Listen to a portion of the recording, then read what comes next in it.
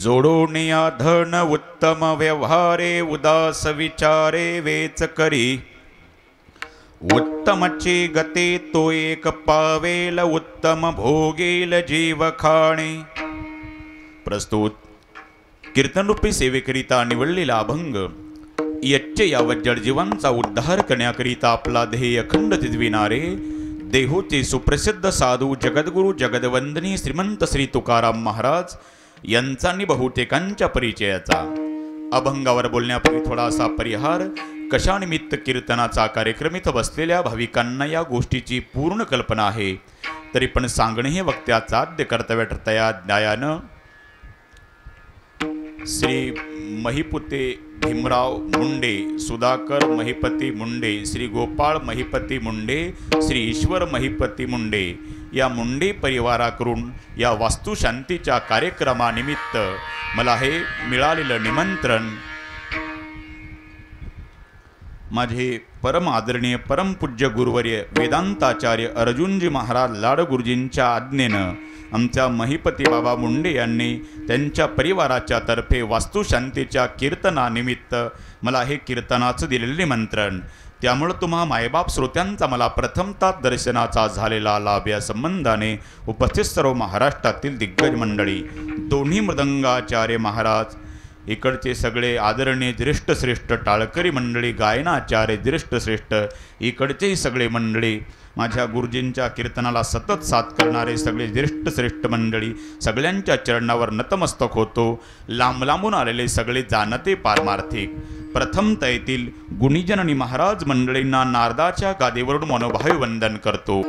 मस्तक हे पायावर या वारकरी संताच्या, गाणारे गंधर्व आहेत तर वाजवणारे इंद्र आहेत। तुम्ही जनकासारखे अष्टावक्रासारखे विद्वान श्रोते आहात, पण आता मीच शुकाचार्याने पण आता भागवून घ्या। आता बघा 2 वादे चालू व्हायला बरं का। आणि माझा परिचय तर सांगायची गरज नाही, सगळ्यांनाच मी माहिती आहे, गुरुजीकडे होतो आणि माझा परिचय तसं माणसं यूट्यूबलाही मोबाईल चालतच असतात आणि टी व्हीला पार 200 वेळेस कीर्तनं येऊन गेले, पण माझा परिचय मी सांगत असो विनोदानं बरं का। आम्ही आहोत थोरात, पण आमचं होतं थोडं आपस्वरात। हे मंडळी आहे स्वरात, तुम्ही पडू नका घोरात। आपलं कीर्तन नाही कोणाच्या घरात का दारात, आपलं भगवंताच्या दरबारात बरं का। नाहीतर यसाल रागाच्या भरात, हणसाल तोंडावर परात किंवा काळसाल परळीन वरात, पण गुरुवरी वेदांताचार्य अर्जुनजी महाराज लाडगुरुजींच्या कृपेनं होऊन जाईल जोरात। विठ्ठल विठ्ठल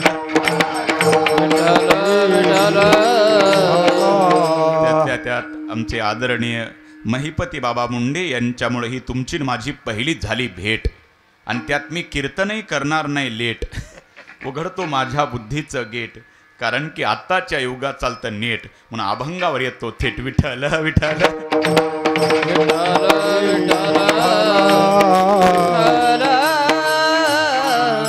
उत्कृष्ट असं नियोजन या मुंडे परिवाराने केलं बरं का। भागवा भागवी नाही, काट कसर नाही, इथं पाऊल बरं का। मंडप डेकोरेशन, साऊंड सिस्टीम, सगळे ज्येष्ठ श्रेष्ठ गायक वादक मंडळी, इथं पाऊल टाकल्याबरोबर वाटलं नाही मी परळीमध्ये आलो, असं वाटलं मी प्रभू रामचंद्राच्या अयोध्येमध्ये आलो।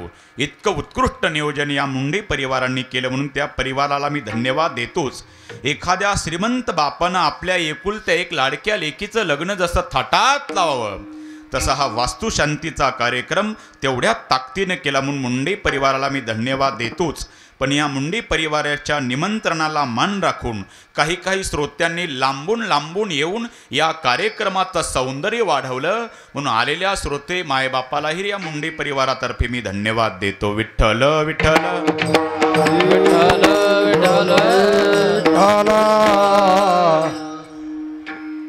यांच्या नूतन गृहप्रवेश म्हणजे वास्तुशांतीच्या निमित्त आपलं हे कीर्तन आहे। आणि वास्तू उभं राहतानाच मी रात्री पार 2 वाजता येऊन गेलो होतो, त्यावेळेस नेमका पायाचं काम झालं होतं, इकडे तळेगावलाच कीर्तन होतं, आणि रात्री 2 वाजता आपले महिपती बाबा मुंडे तिथं ते चोपदार होते बरं का, हे बाबा नव्हते त्यावेळेस। आणि मग रात्री 2 वाजता इथे बांधकाम वगैरे नेमकं चालू झालं होतं, आणि योगाने गुरुजींना आता 4 कीर्तन आहेत वाटतं बहुतेक, 4 का 5 हे 4 कीर्तन येतात नाही का। मग गुरुजी म्हणले बाबा जाऊ दे, माझ्याऐवजी याला बोलवा, काही काय होणार तरी पण आपले महिपती बाबा गुरुजींना म्हणले काही व्हा पण तुम्ही संध्याकाळपर्यंत भेट तरी द्या, म्हणजे काय तोपर्यंत मी कीर्तन नाही लांबवणार नाही का. आणि यामुळं तुमच्या सगळ्यांच्या मला इथे दर्शनाचा झालेला लाभ या संबंधाने हे वास्तुशांती बघा. वास्तुशांती गृहप्रवेश, वास्तुशांती का करावी लागते बघा. आपण जी वास्तू बांधत असतो ती जागा कशी आहे ही बांधणाऱ्याला कल्पना नसते. कारण की त्या वास्तूची शांती का करावी लागते याचं कारण त्या वास्तूमध्ये काही जर दोष असतील त्या जागेवर, तर ज्या जागेमध्ये जो राहतो त्याला कायम समाधान भेटतच नाही. म्हणून ती जागा कशी पवित्र आहे का अपवित्र आहे हे त्या बांधणाऱ्याला माहिती नसतं. म्हणून त्या जागेची ही वास्तुशांती करावी लागते. काही जागाच इतक्या पवित्र असतात बघा. काही जागेवर असं पाऊल टाकल्याबरोबर असं वाटतं की सार्वभौम राजाला लाजविल इतकं ऐश्वर्य काही जागेत वाटतं. तिसं हे रात्री 2 वाजताच मी इथे आलो आणि फार मोठ्या कष्टानं त्यागातूनही त्यांनी बिल्डिंग उभी केली नाही का. त्यांचा भूतकाळ भविष्यकाळ वर्तमान सर्व काळ मला गुरुजींकडून माहिती झालेलेच आहे. हे श्रद्धेचं आत्तापर्यंत मी बरं का गुरुजींवर श्रद्धा ठेवणारे भरपूर मंडळी बघितले, पण रात्री 2 वाजता मला आग्रह केला. म्हणला त्यावेळेस माझा काय त्यांचा परिचय नव्हता आणि तसा परिचय होता पण मी संस्थेत शिकताना असताना, पण त्यावेळेस फक्त रामकृष्णारीच्या सप्त्याला पुरतं तेवढा होतं मी, आणि आपण सगळ्यातला संस्थेतला ढ विद्यार्थी होतो बरं का. पण गुरुजीची अशी कृपा ढचाच ढोक झालो ही गुरुजीची कृपा आहे बरं का. नाहीतर बऱ्याच लोकांना कीर्तनात बसल्यावर वाटतं हा ढोक महाराजाकडे शिकलेला महाराज असावा आवाजामुळं. म्हणून मी नेहमी सांगत असतो बरं का, गुरुजींची कृपा ज्याच्या किती कृपा आहे माझ्यावर, प्रत्येकावर जशी जशी ज्याची श्रद्धा तशी तशी कृपा. कुणाची ज्याच्या त्याच्या मानण्या न मानण्यावरचा प्रश्न आहे. कोणाला भगवान बाबावर श्रद्धा असेल, कोणाला वामन भाऊवर श्रद्धा असेल, कोणावर वैद्यनाथ भगवावर श्रद्धा असेल, हा ज्याच्या त्याच्या पण श्रद्धा असावी, श्रद्धेचं एखादं ठिकाण असावं. म्हणून गुरुजीची माझ्यावर इतकी कृपा आहे. नाहीतर आमच्या गुरुजींच्या आवाजातच आमचे लटपटे महाराज कीर्तन करतात. गुरुजींच्या शिष्यांना गुरुजींच्याच आवाजात कीर्तन करावं हे विशेष आहे, पण विशेष तेवढं काही नाही, कारण की त्यांच्याकडे शिकलेतच. पण मी ढोक महाराजाकडे न शिकता गुरुजीच्या आशीर्वादानं त्या आवाजात बोलतो. ही फक्त त्या महात्म्याची माझ्यावरची कृपा आहे आणि त्यांच्या कृपेमन मला जे काही सुचल ते तुमच्यापुढे मी मांडण्याचा प्रयत्न करतो बरं का. अभंग मी तंतोतंत मांडण्याचं, कारण की हे गुरुजींचे कीर्तन ऐकलेले मंडळी अभंग असा तंतोतंत सुटला पाहिजेत. मी गुरुजीकडे 5 वर्ष, आळंदीला 5 वर्ष, म्हणून कीर्तनकाराचा अभंग लाड गुरुजींच्या भाषेत सांगायचं झालं म्हणजे एका अभंगाच्या पोटस्मार्टम शब्दाचा झाला पाहिजे. आणि ढोक महाराजांच्या भाषेत सांगायचं झालं म्हणजे कीर्तनकाराचा अभंग असा गणितासारखा सुटला पाहिजे. विठ्ठल विठ्ठल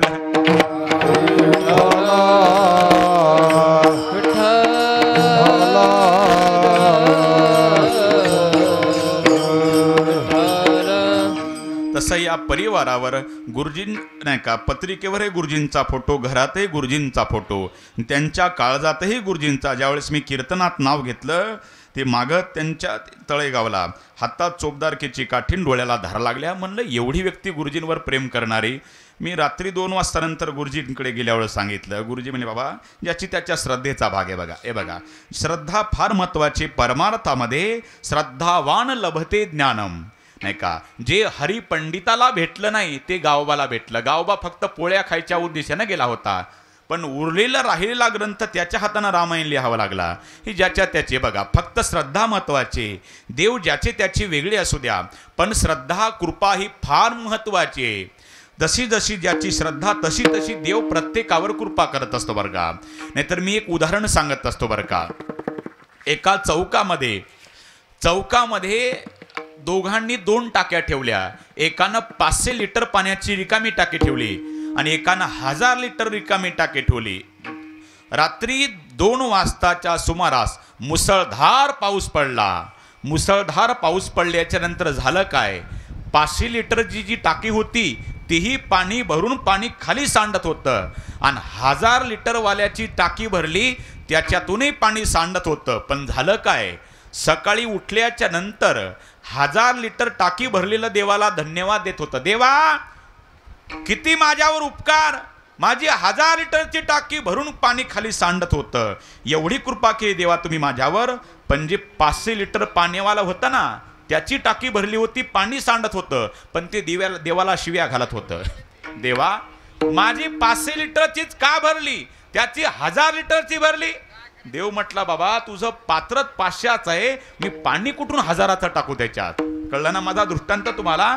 तसं जशी बर का तुलसीदास जी कहते हैं, शबरी के घर में कोई पात्र नहीं रखा था, शबरी को जब प्यास लगती थी तो पंपा सरोवर जाकर अंजुली भर जल पीती थी, लेकिन शबरी ने अपने घर में कोई पात्र नहीं रखा था, लेकिन भगवान के पाँव धोने की शबरी की पात्रता थी.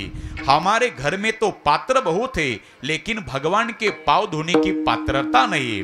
तसं देवाची कृपा, गुरुची कृपा प्रत्येकावर होत असते, पण जसं जसं आपल्या पात्रतेनुसार कृपा होत असते. लहान लेकरू जर पुढं आलं प्रसाद मागायला, वाटणारा तेवढ्या श्रद्धेनं वाटत असतो, पण लहान लेकराचा हात म्हणजे हाताचं पात्र लहान असतं, त्याच्या पात्रात बसल तितकंच पडतं बघा. एखाद्या मोठ्या माणसाचा हात त्याच्या पात्रात जास्त बसतं, म्हणजे हा विषय हा पात्रतेचा आहे. तसं जशी जशी आपली गुरुवर देवावर श्रद्धा तशी तशी आपल्यावर कृपा होत असते. विठ्ठल विठ्ठल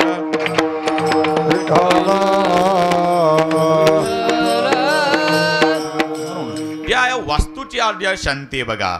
वास्तू शांती करावी लागते, कारण त्या वास्तूमध्ये काही दोष आहेत. कारण की हे बघा, संग दोष संग महात्म्य, भूमी दोष भूमी महात्म्य, नाही का, अन्न दोष अन्न महात्म्य. नाहीतर याचं कारण आहे बघा, हा काही काही जागेमध्ये दोष असतो. काही काही जाग्यात गेल्याच्या नंतर भजन करायची इच्छा प्राप्त होते, आणि काही काही जाग्यात गेल्याच्या नंतर नुसतं झोपायची इच्छा होती, बाकी काही होत नाही. हा ज्या त्या जागेचा दोष असतो बघा. काही काही जाग्याच इतक्या पवित्र असतात, तिथं पाऊल टाकल्याबरोबर देवाचं ध्यान येतं. म्हणून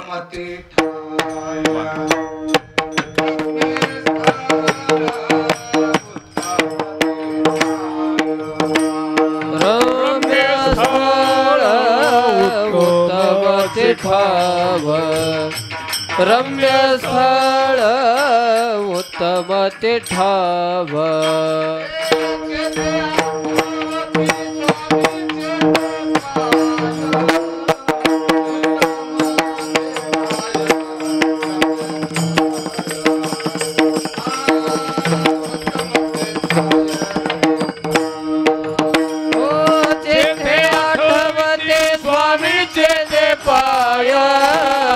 उत्तम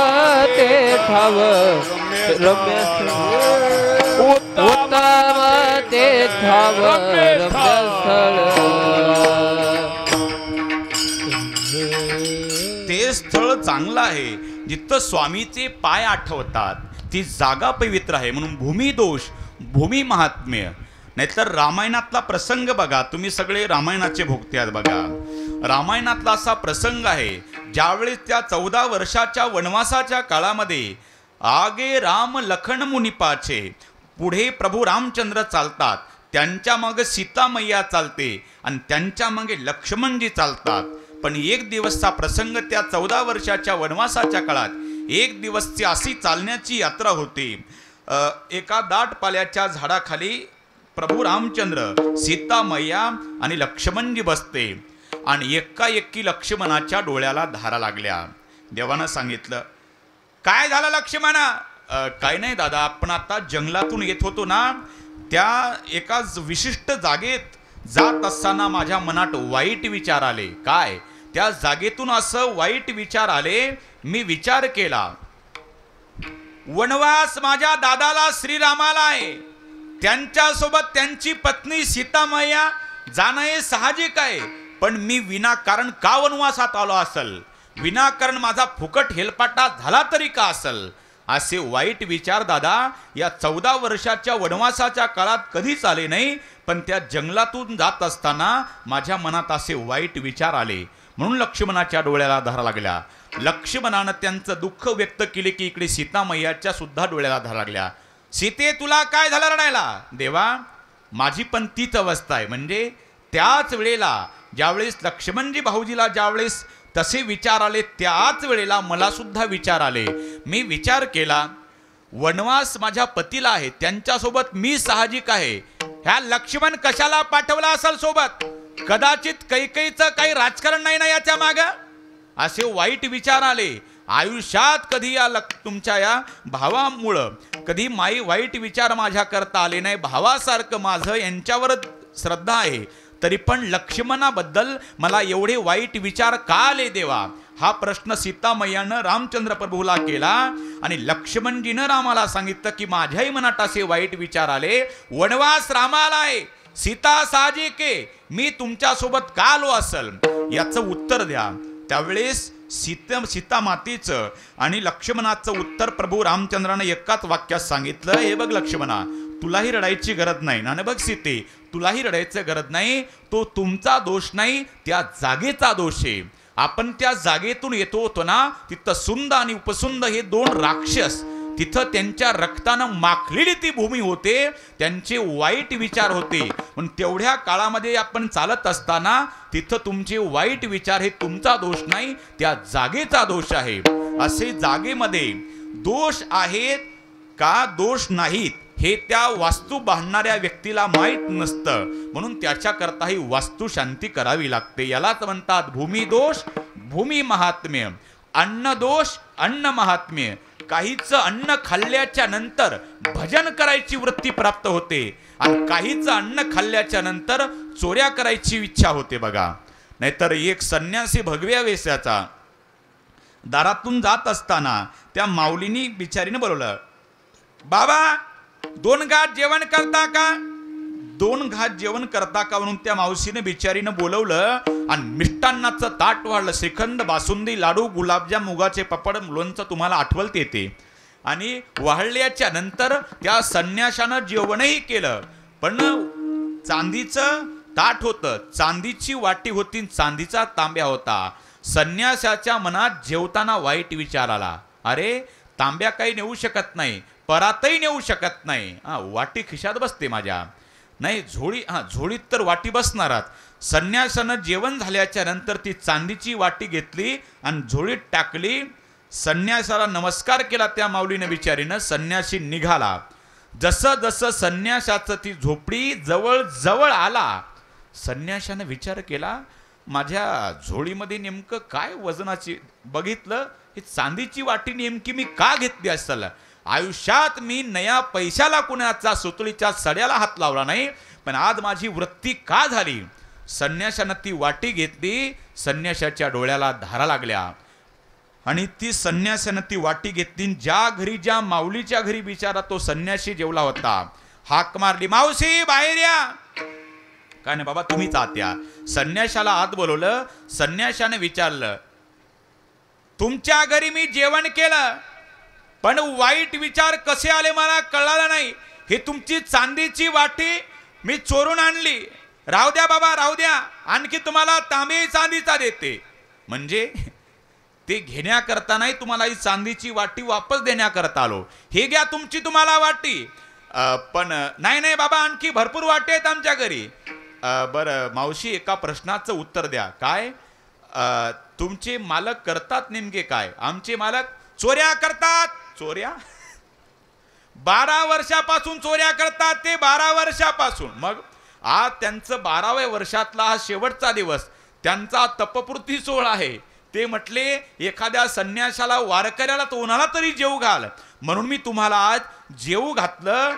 पण मावशी तुम्ही जेवू घातलं, पण तुमच्या अन्नामध्ये चोऱ्या केल्याचं ते अन्न असल्यामुळं ही माझी वाईट वृत्ती झाली. हे घ्या तुमची वाटी. एवढा संन्यासी सुद्धा असताना असे चोरी करण्याची का वृत्ती? त्या अन्नामध्ये दोष होता, चोरीनं कमावलेला. इतकं जाऊ द्या, संन्याशाचं जाऊ द्या. महाभारतातला प्रसंग आहे का? एवढा भीष्माचार्य, पण झालं काय? ज्या वेळेस भीष्माचार्याला शरपंजरी पडले अर्जुनाच्या बाणानं, त्यावेळेस भीष्माचार्याच्या डोळ्याला धारा लागल्या. धर्मानं सांगितल्या प्रश्नाचे उत्तर देत होते.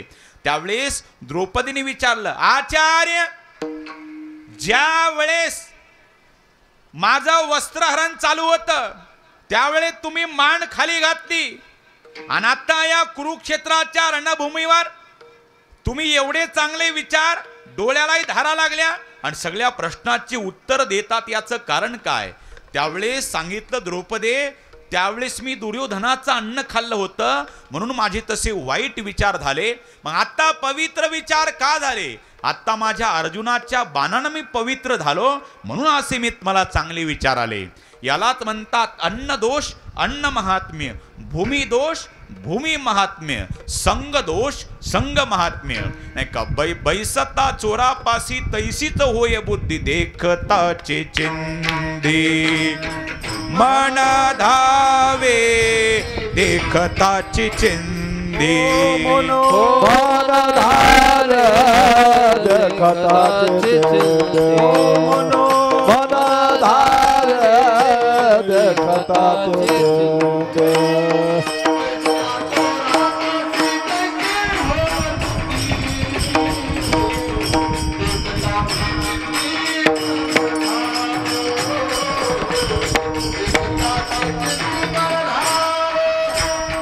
बैसाता तोरा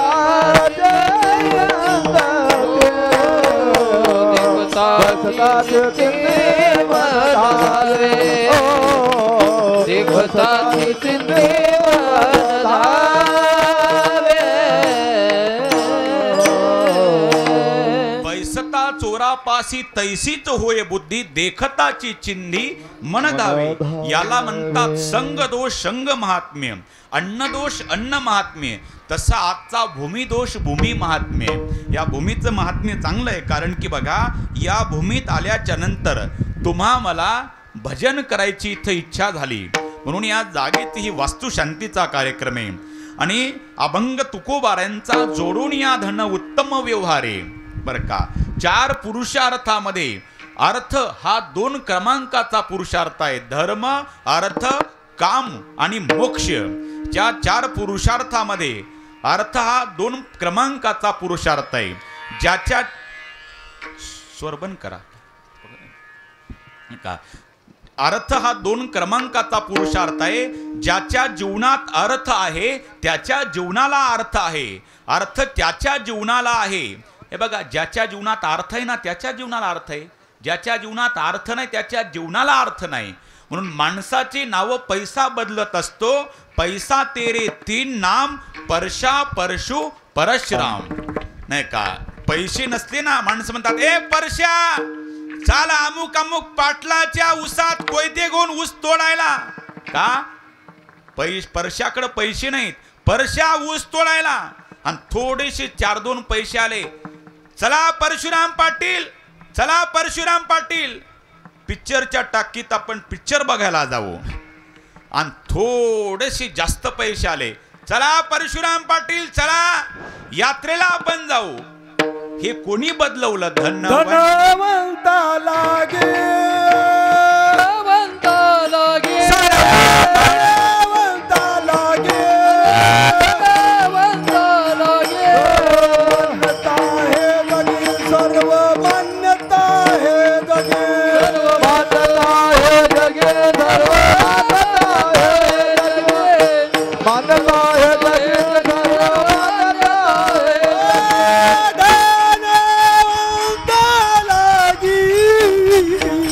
सर्व मान्यता हे जगी, मान्यता हे जगी, सर्व मान्यता हे सर्व मान्यता है जगी, सर्व मान्यता है जगी. हे कोणी बदलवलं? धनवंता लागी, सर्व मान्यता हे जगी, माय बाप बंधू जन सर्व मानिती वचन. नाही का? पैसा धनवंत आहे बघा, धन आला की मान आपोआप त्याच्या माग आहे. धनवंता लागी सर्व मान्यता हे जगी. नाही का? हा पुरुषार्थ आहे. धन जरूर कमवलं पाहिजे बघा. नाही का? धन जरूर कमवलं पाहिजेत, पण ते कसं कमवावं? जोडणे आधार उत्तम व्यवहारे, जोडणे आधार उत्तम व्यवहारे, जोडणे आधार उत्तम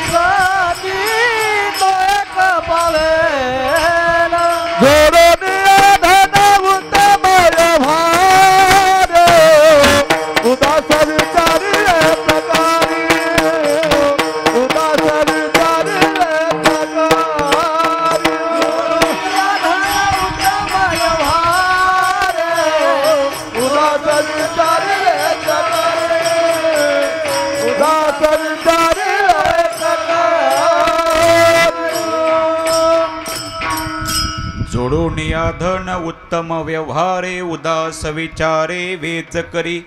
धन जरूर कमवलं पाहिजेत, पण तुकोबाराय नीती सांगतात कसं जोडून या धन उत्तम व्यवहारे. का धन जरूर म्हणून काहीकडं धन यायला लागलं ना तर नारळातल्या पाण्यासारखं धन येतं नाही का. आज्याचं येतं, आजीचं येतं, आत्याचं येतं, मामाचं येतं, मामीचं येतं, मावशीचं येतं, सासरवाडीचं येतं. समजावं नारळातलं पाणी. काय देवाची करणी कसं नारळात पाणी. बरं का यायला लागलं की नाही का एवढं नारळाचं झाड उंच असतं आणि नारळ फोडून बघितल्याच्या नंतर अर्धा तांब्या पाणी टाकलं कोणी. काय देवाची करणी कसं नारळात पाणी. अर्धा तांब्या पाणी गेलं कुठून. बर का तसं काहीकडे यायला लागलं धन की इकडून येतं तिकडून येतं. समजावं हे नारळातलं पाणी.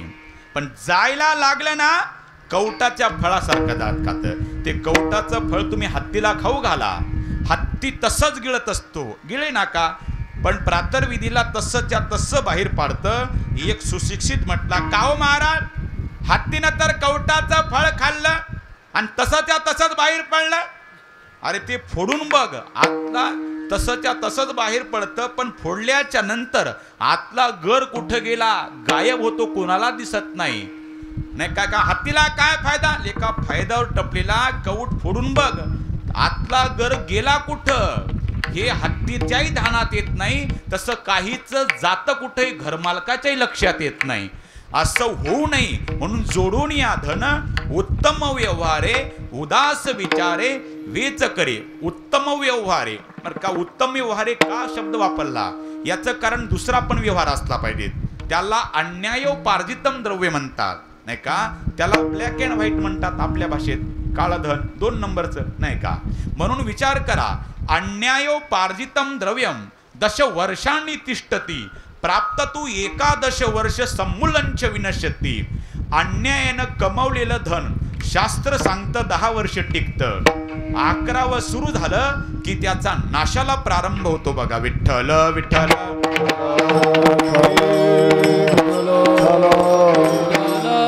म्हणून पैसा वेगळा आणि लक्ष्मी वेगळी. अर्थ नाही का समान आहे पण शब्दात बघा. हे बघा, लडका म्हणजे मुलगाच, पुत्र म्हणजे मुलगाच आणि बेटा म्हणजे मुलगाच. पण अर्थ बघा, पिताजी बंटवाड़े में खुश रहता है उसको बेटा कहते हैं, और बंटवाड़े के बाद भी पिता को लड़ लड़के ज्यादा स्टेट मांगता उसे लड़का कहते हैं. और जो बोलता है पिताजी आपकी पूरी जायदाद उसके देने उसे दे दो, मुझे सिर्फ केवल आप चाहिए, उसे कहते हैं पुत्र. नाही का अर्थ एकच होतो बघा. पण पुत्र वेग तसं लक्ष्मी वेगळी आणि पैसा वेगळा. हे बघा, सगळं गाव झोपल्याच्या नंतर मागच्या दारानं लपत छपत आत येते तो पैसा. आणि सगळ्या गावकऱ्याच्या समोर दुपारा 12 वाजता डीजेच्या तालावर पुढच्या द्वारातून प्रवेश करते ती लक्ष्मी. बरं का, सन्मानानं जी प्रवेश करते पुढच्या दारानं ती लक्ष्मी. आणि सगळं गाव झोपल्याच्या नंतर मागच्या दारानं आत येतो त्याला म्हणतात पैसा. म्हणून लक्ष्मी वेगळी आणि पैसा वेगळा. तसं अन्यायानं कमवलेलं धन शास्त्र सांगतं 10 वर्ष टिकतं.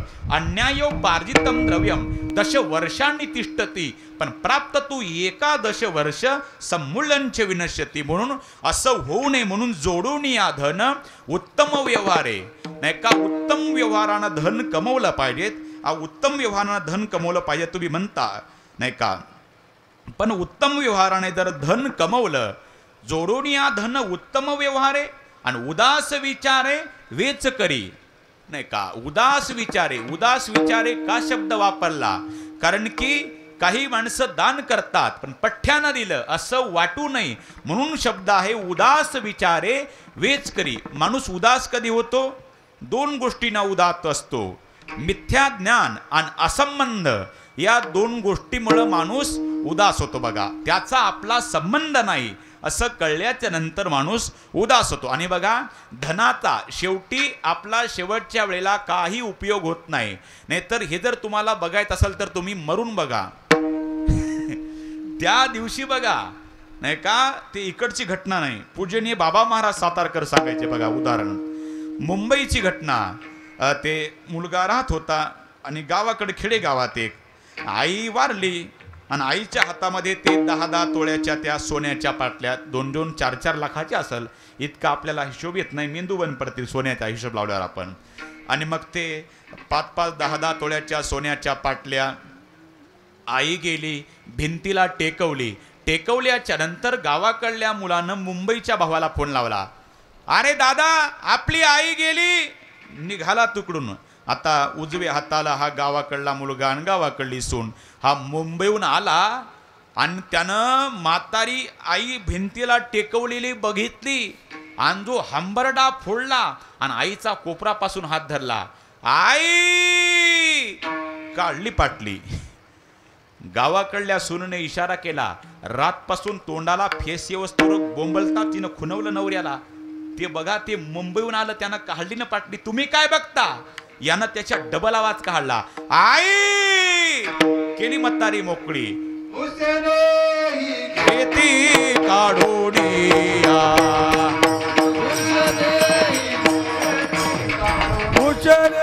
घेते काढून घेते काढून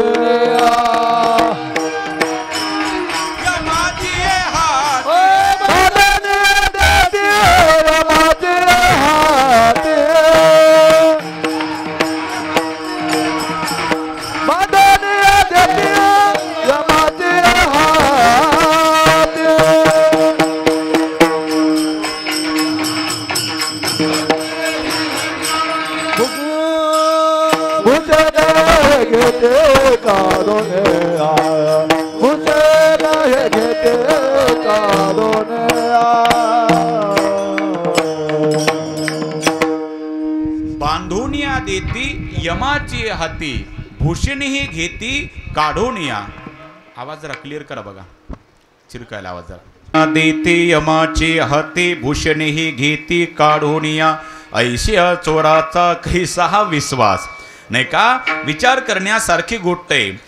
असंबंध माणूस उदास कधी होतो, त्याचा माझा काही संबंध नाही या वृत्तीनं उदास होतो. असंबंध आणि मिथ्या ज्ञान, बरं का, मिथ्या ज्ञान ते आपलं नव्हतंच, देवाचं होतं आणि मी देवालाच अर्पण केलं. जसं गंगेतलं पाणी आपण गंगेला अर्पण करतो, या वृत्तीनं उदास विचारे वेच करी, नाहीतर पठ्ठ्यानं देईल. नाहीतर हे करते रामकृष्ण परमहंस विवेकानंदाचे गुरु.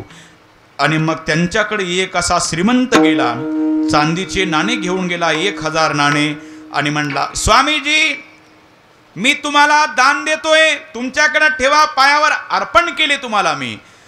रामकृष्ण परमहंस म्हणले, ते चांदीचे नाणे मला अर्पण केले ना, हा, आता ते कोणाचे झाले? ते तुमचे झाले. मग एक काम कर, ते नाणेच्या सगळेच्या 1000 नाणे घे आणि गंगेत नेऊन फेकून दे. त्यानं ते नाणे घेतले.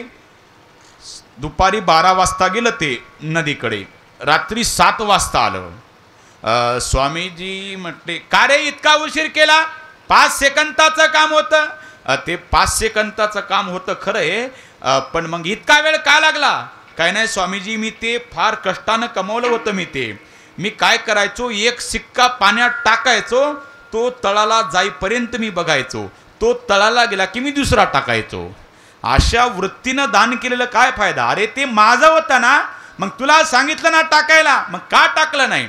या वृत्तीनं दान करायचं नाही, देवाचं होतं आणि देवालाच मी दान केलं, अशा वृत्तीनं बस. जोडून या धन उत्तम व्यवहारे, उदास विचारे वेच करे. नाही का, असंबंध आणि मिथ्या ज्ञान या गोष्टीमुळे माणूस उदास होतो बघा. नाहीतर ते त्याचा माझा काही संबंध नाही. नाहीतर ते इकडची घटना नाही, तिकडची पुण्याकडली घटना सांगतो.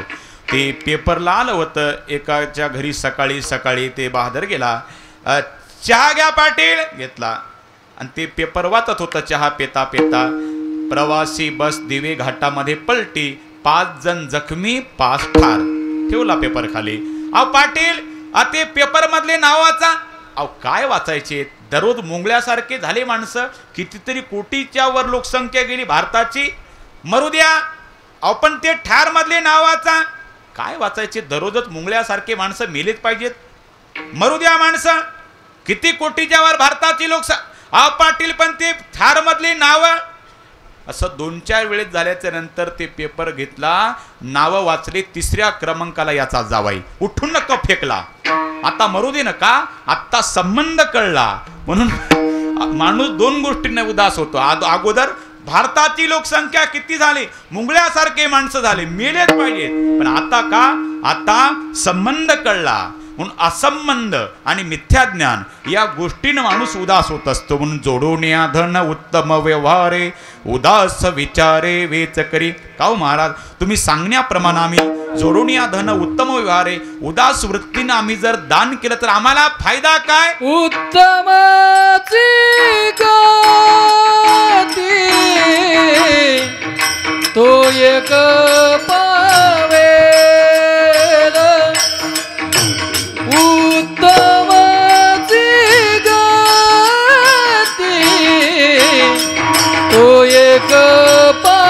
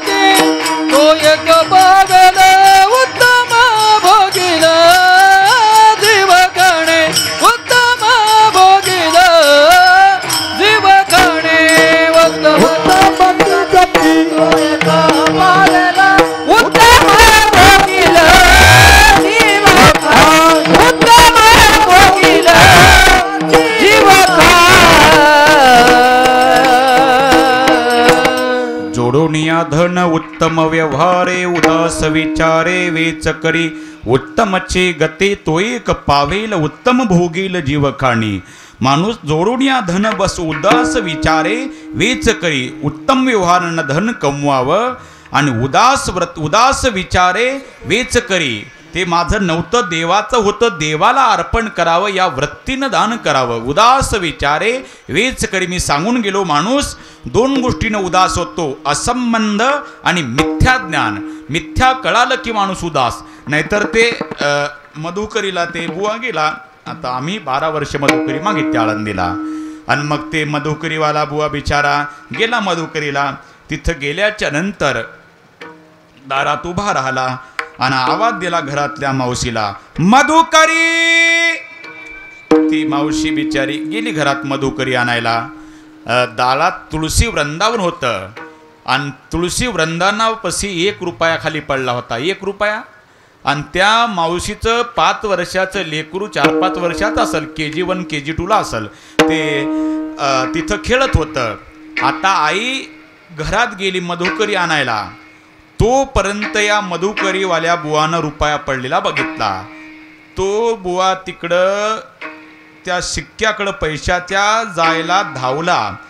त्या लेकरानं घरातल्या आईला आवाज दिला, आई, तो मधुकरीवाला बुवाला नाही का, मधुकरीवाला बुवा, हा, तो रुपया पडला ना तुळशी वृंदावनाजवळ, तो घ्यायला धावला तो बुवा. मम्मीनं किचन रूम मधूनच आवाज दिला, नेव दे, नेव दे, नेव दे, कालपासून आहे खोटा, आहे खोटा, नेव दे. बुवा रिवर्स गर्दीशी फिरला. का? आता मिथ्यात्व कळलं. म्हणून असंबंध आणि मिथ्या ज्ञान या 2 गोष्टीमुळे माणूस उदान जोडून या धन उत्तम व्यवहारे उदास विचारे वेच करी. नाही का? असं झालं तर बस उत्तमची गती तो एक पावेल.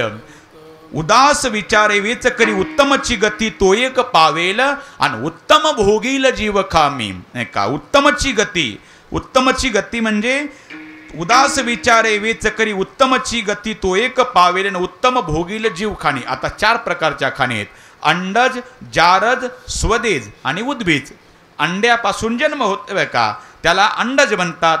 त्याला अंडज म्हणजे नाही का कोंबडीचा अंड, अंड्यापासून जन्म. जारज म्हणजे याच्यामध्ये गाईचं वासरू, माणूस नाही का लेकरू, जारापासून जन्म नाही, अंडज जारद. स्वेदेज म्हणजे घाम, म्हणजे उवा गोचीड नाही का. अंडज, जारस, स्वदेज आणि उद्भिज जे जमिनीतून बाहेर निघतं.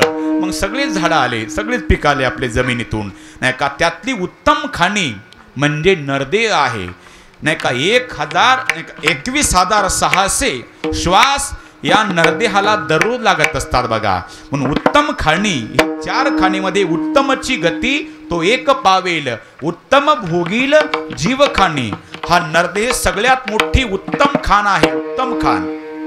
नरदेहाची इच्छा स्वर्गातल्या देवाने इच्छा करावी बरं का. म्हणून स्वर्गीची अमर इच्छिताती देवा किंवा इहलोकीचा हा देव इच्छिताती पाहे नाही का. स्वर्गातल्या देवानं या नरदेहाची इच्छा करावी इतकं या नरदेहाला महत्व आहे. म्हणून अंडज, जारस, स्वदेज आणि उद्भिज त्याच्यामध्ये उत्तम प्रकारची खाणी हे नरदेह आहे. नाहीतर या नरदेहाच्या एका श्वासाची किंमत किती सांगूच का तुम्हाला. आता ते 100 एकर जमीन, अर्ध्या एकरात वाडा, मुलबाळ नाही, काही नाही, म्हातार 95चं म्हातार मरायला टेकलं आणि मरायच्या वेळेला बायकोनं सांगितलं, का हो 95 वर्ष वय झाले आता, कधी मरसाल याची गॅरंटी नाही. ते 100 एकर कुणाच्या तरी नावानं करून द्या, तुमच्या भावाच्या मुलाच्या नावानं, नाहीतर माझ्या बहिणीच्या नावानं. ते म्हणतं आणखी मी मेलो नाही. बघा 95चं म्हणतं, आणखी मी जिवंत आहे. आता काय करावं. आणि मग ते काय, मग पुतण्याच्या नावानं ते इस्टेट पत्र ते लिहायला चालू केलं. आणि मग ते सगळं लिहून ठेवलं की मी सर्व इस्टेट मी आपल्या पुतण्याच्या नावानं मी दान करतो. असं दानपत्र घेलं. सगळं सूचना वाचून सांगितल्या आणि सांगितलं, आजोबा याच्यावर सही करा, सही. म्हाताऱ्यानं पेन टेकवली आणि सही न करता म्हातारं मेलं. माता मी म्हणतो त्या 100 एकरातले किती एकर इकल्यावर एका श्वासापुरतही जिवंत होईल? नाही, जिवंत होऊ शकणार नाही. एवढं या नरदेहाला महत्व आहे दादा हो. किती एकर जरी विकले तरी आता म्हातारं जिवंत होऊ शकणार नाही. इतकी या नरदेहाच्या श्वासाला किंमत आहे. आणि त्यातली उत्तम खाणी म्हणजे हा नरदेह आहे. म्हणून या नरदेह कशा करता देवे दिला देह भजना गोमटा. म्हणून मी नेहमी सांगत असो बरं का, चष्म्या करता डोळे का डोळ्या करता चष्मा, टोपी करता डोकं का डोक्या करता टोपी, पाया करता जोडे का जोड्या करता पाय, माणसा करता सदरा का सदऱ्या करता माणूस. अज्ञान माणूसही डोळे झाकून सांगाल महाराज, चष्म्या करता डोळे नाही, डोळ्या करता चष्मा आहे. टोपी करता डोकं नाही, डोक्या करता टोपी आहे. जोड्या करता पाय नाही, पाया करता जोड्या आहेत. सदऱ्या करता माणूस नाही, माणसा करता सदरा आहे. तसा देहा करता परमार्थ नाही, तर परमार्था करता देह आहे. आणि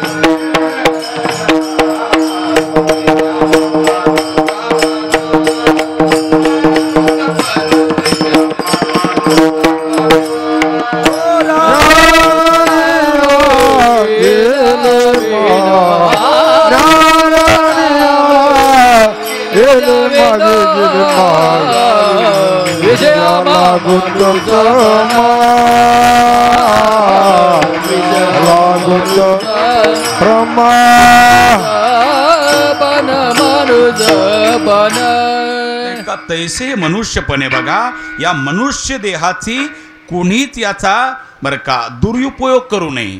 कारण की देवानं भजना करता दिला. नाहीतर बघा, जर आपली गाडी जर पेट्रोलची असेल, मोटरसायकल असू द्या, कार असू द्या, त्यात जर डिझेल टाकलं तर काय होईल? पेट्रोलच्या गाडीमध्ये गाडी बिघडेल का नाही? किंवा डिझेलची गाडी असेल त्यात पेट्रोल टाकलं तर गाडी बिघडणारच. तसं विचार करा, अरे सामान्य व्यक्तीनं बनवलेलं त्या इंजिनमध्ये जर आपण दुसरं टाकलं तर गाडी बिघडते. तसं हे देवानं बनवलं, यात आपण काही काही काही काही टाकल्यावर नाही का खराब होणार? बरोबर आहे का नाही? म्हणून उत्तम आहे. म्हणून याचा आपण योग्य वापर केला पाहिजे. देवे दिला देह भजना गोमटा, म्हणून उत्तम खाणी ही नरदे आहे. म्हणून जोडोनिया धन उत्तम व्यवहारे, उदास विचारे वेच करी. उत्तमचे गते तो एक पावेल, उत्तम भोगेल जीव खाणी. तोच हा कशावरून? हे बघा, अनुमान प्रमाण. नाहीतर अनुमान प्रमाण एक आंधळा बाबा होता आणि त्याच्यासोबत एक डोळ्यावालं, ते 1-4साठी असतात बघा. आणि मग झालं काय, ते सोबत जात असताना दोघं ते गावाच्या वेशीजवळ गेले. आणि वेशीजवळ गेल्यावर त्या आंधळ्या बाबाला हे डोळ्यावाला म्हणलं, आंधळ्या बाबा थोडंसं थांब. काय? 1 मिनिट थांब, इथे भोपळे दिसतात, भोपळे मी घेऊन येतो. तो म्हणला, का रे भोपळे दिसतात म्हणजे इथं काही बाजार आहे का? नाही. मग शेती आहे का कुणाची? नाही. मग गावाची वेश आहे, गावाची वेश. गावाच्या वेशीत भोपळे? का रे मग तिथं कोणी राखणदार असल? नाही. कुत्रही नाही. माणसंही नाही. मग भोपळा आणू नको, कडू आहे म्हणला. हे डोळ्यावाला म्हणला आंधळ्याला, का रे आंधळ्या, तू मला सांगतो का भोपळा कडू आहे? तुला कसं कळालं? अरे काय म्हणजे बघ, तू जाऊन खाऊन बघ. आता हे डोळ्यावाला गेलं. त्याला वाटलं, डोळ्यावाला म्हटलं, का रे इतक्या तू गप्पा हाणतो, तुला डोळे नाहीत काय नाही? ते बिगर डोळ्यावाला, अरे माझ्यावर तुझा विश्वास नाही का? तुझ्यावर विश्वास ठेवू का मी डोळ्यावाला? तू तर अरे आंधळा असू द्या, जाय. डोळ्यावाला गेलं, भोपळ्याचा एक तुकडा घेतला आणि खाऊन बघितला. कडू निघला, फेकून दिला आणि आंधळ्याच्या साष्टांग दंडवत घातला. बाबा, अरे तुला कळलं कसं? अरे सोपं अनुमान प्रमाण. अरे सोपं गणित आहे बाबा. गावाच्या वेशीजवळ एवढे भोपळे, तिथं माणूस नाही सांभाळायला, कुत्रही जवळ नाही. आणि एवढे वेल जर परळीच्या लोकांनी बघितले असते तर वेलासगत उपडून नेले असते, गोड असते. तर मग एवढे वेल असताना, एवढे भोपळे असताना हे इथं राहिले का? कारण ते खाण्याच्या योग्यतेचे नाहीत म्हणून राहिले नाही. साष्टांग दंडवत घातला त्यानं. तसं माणूस जाणी जे बोले, झाड जाणी जे फुले, भोग जाणी जे केले पूर्वजन्मीचे. हे कशावरून? त्याच्या आचरणावरून. त्याचं आचरण कसं? अभंगाचं पुढचं चरण.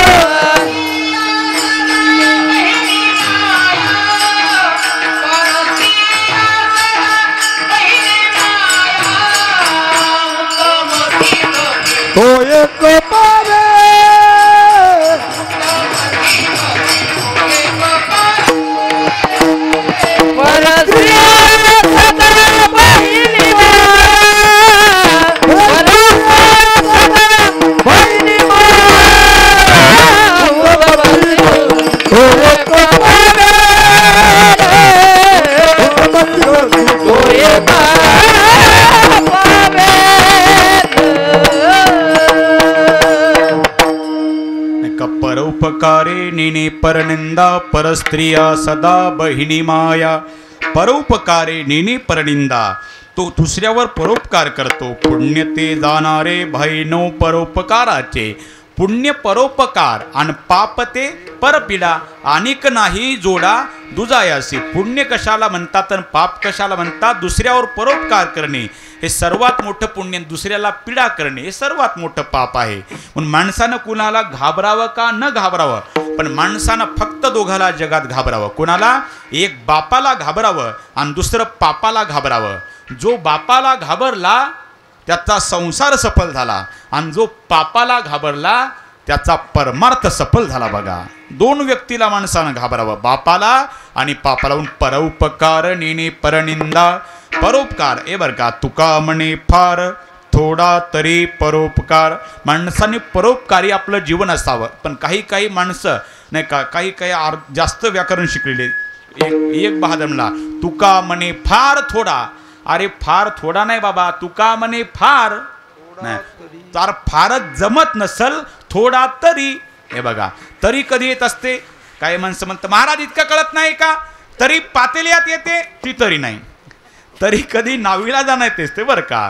तरी कधी नावीला जाणं येते असते. म्हणजे आमच्या गावात सप्ताह चाललाय, सप्त्याला एक दिवस तरी या. अहो जमत नाही. निदान काल्याला तरी, इथं तरी बर का. 7 दिवस जमत नसल, काल्याला तरी. अहो अन्नदान करा, नाही जमत.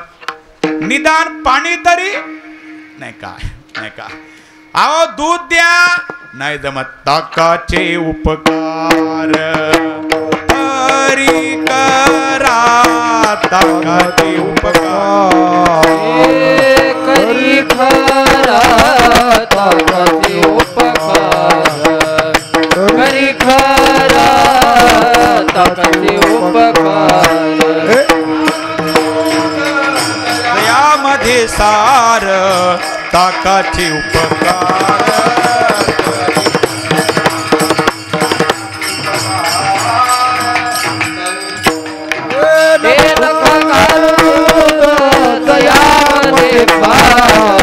ताकाचे उपकार करीत. ताकाचे उपकार करी सदा.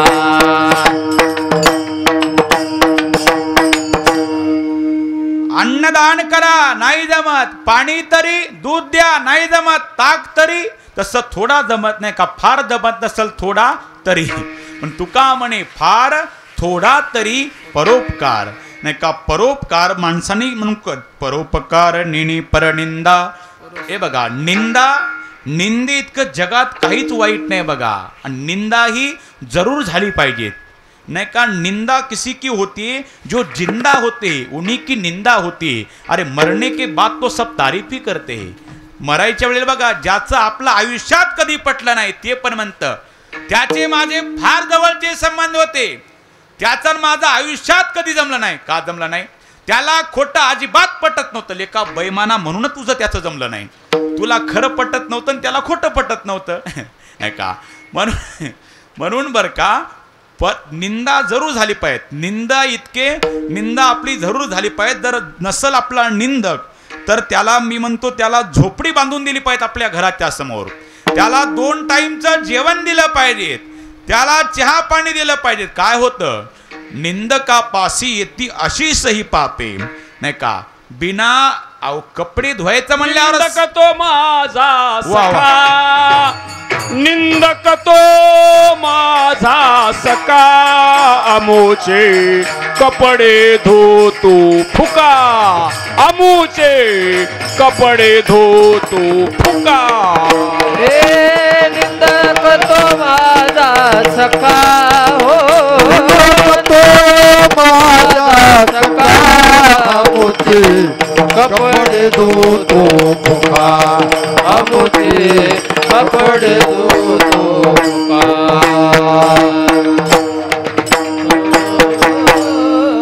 निंदा ही जरूर झाली पाहिजे बरं का. सांगतो एकाच वाक्यात. हेही प्रमाण बरोबर आहे. एकनाथ महाराज काय प्रमाणे? निंदक माझा गुरु आणि एका जनार्दनाहुनी थोरू. एकनाथ महाराज म्हणतात माझ्या गुरुपेक्षा मी निंदकाला जास्त मानतो. एका जनार्दन एका विचार करण्यात निंदक माझा गुरु आणि एका जनार्दनाहुनी थोरू. निंदा ही आणि प्रत्येक क्षेत्रात आहे बघा. नाहीतर बघा तुम्ही चांगलं वागायला लागले की माणसं नावं ठेवणारे टपून आहेत. तुम्ही वाईट वागा, तुम्हाला कुणीच नाव ठेवणार नाही. म्हणून जसे चांगल्या रस्त्याला गतिरोधक आहेत तसं चांगलं कार्य करणारालाच विरोधक आहे. तुम्ही वाईट कार्य करा, तुम्हाला कुणीच, पण चांगलं कार्य करा, आडवा फाटा हाणलाच समजा. म्हणून एक लक्षात ठेवा, तुम्ही जितके मोठे व्हाल तितके तुमचे शत्रू वाढतील. जशी तुमची कीर्ती वाढल तशी बदनामी करणारे माणसं टपून आहेत. आणि धोका हा लांबच्या माणसापासून नाही, जवळ बसणारापासूनही त्यापासूनच हुशार राहायचंय. जवळ बसलेले म्हणजे कीर्तनातले सोडून बरं का. आमच्या कीर्तनातली दृष्टांत बरं का रामगा बाबा, आमच्या कीर्तनातली दृष्टांत म्हणजे रेडीमेड कापड दुकानातले कपडे. कोणाच्याच मापाचा ड्रेस शिवलेला नसतो. ज्याच्या मापाला आला त्यानं ड्रेस घालायचा आणि पैसे देऊन निघून जायचं. आता इथं एखाद्याच्या बरं का गणेश भाऊ, इथं एखाद्याच्या मापाला ड्रेस फेस येत असेल आणि नेमके विरोधकच जर जवळ बसले असेल त्याला मी तरी काय करू आता. नाहीतर ना माणसं विचारतात, एक विचारू का महाराज? काय अहो तुम्ही रात्रंदिवस कीर्तन करता, भजन करता, आषाढी कार्तिकेच्या वाऱ्या करता, रामायण वाचता, तरी तुमच्या जीवनामध्ये इतकं दुःख का? आम्ही कधी जीवनात एकही कीर्तन नाही, एकही प्रवचन नाही, एकही तमाशा चुकत नाही आणि 40 फुटीचा रोड एकट्याला पुरत नाही, तरी आम्ही एवढी सुखी का? अरे भजन कीर्तन केलं मग काय प्रारब्धात बदल होतो, ते भोगावंच लागते. एक लक्षात ठेवा, कभी सर्दी तो कभी गर्मी, ये तो कुदरत के नजारे है. कभी सर्दी तो कभी गर्मी, ये तो कुदरत के नजारे है. अरे प्यास तो उसे भी लगती है जो नदी के किनारे है. काय वाटलं तुम्हाला? तुम्ही नदीच्या कडीला झोपलात म्हणजे तहान लागणार नाही. तसा भगवान जरी मदतीला असला, प्रारब्ध चुकणार आहे आपलं. ही निंदा जरूर झाली पाहिजे बरं का. निंदा नाही का, हे बघा, निंदकाचं एखाद्या धोबी बाबाला कपडे धुवायला द्या, ते आपल्याला गरिबी पोटी ते आपल्याला साबण मागल.